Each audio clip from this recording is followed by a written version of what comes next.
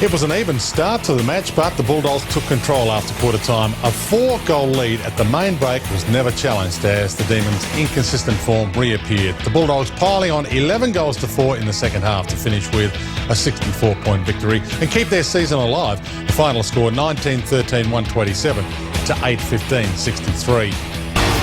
An outstanding performance from the Blues, 7 goals up at half-time, and the carnage didn't stop there. Another 17 goals in the second half, including a 9-goal third term, demolishing the Tigers and giving their percentage a very healthy boost with a 103-point victory, 28-16, 184 to 12-9, 81.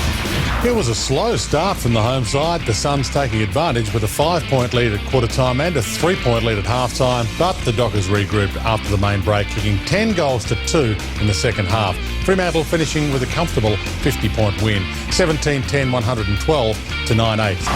A close contest all day, Port with a 1-point lead at the first break and an 8-point lead at half-time. The goals kept coming in the third as both sides grabbed the momentum at different stages, but the fourth quarter proved the key as the Lions kicked the final 5 goals of the match to run out winners by 11 points, 15-9, 99 to 13-10, 88.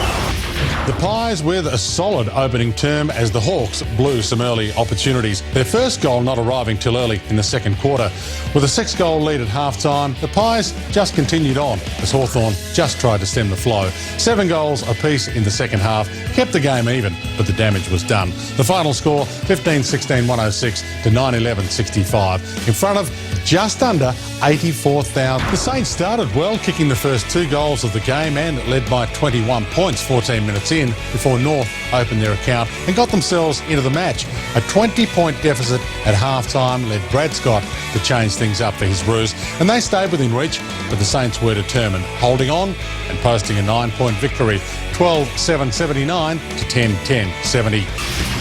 To the ladder, and for the first time this year, Geelong has a loss next to its name, but retains top spot. Collingwood still second, Carlton, Hawthorn, the West Coast and Fremantle, with the Sydney Swans in 7th and Essendon just inside the 8th spot. And then the teams snapping at their heels.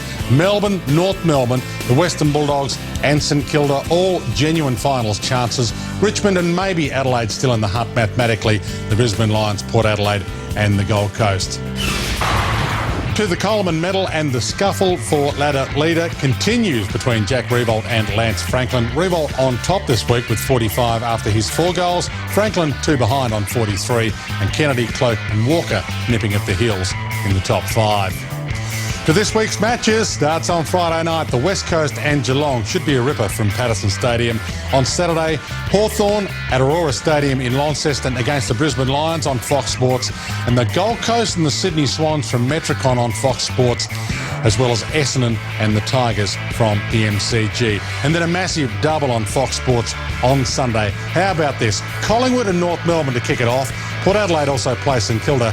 And then the twilight biggie, the Western Bulldogs and Carlton from Etihad. 3 byes this week, Adelaide, Fremantle and Melbourne.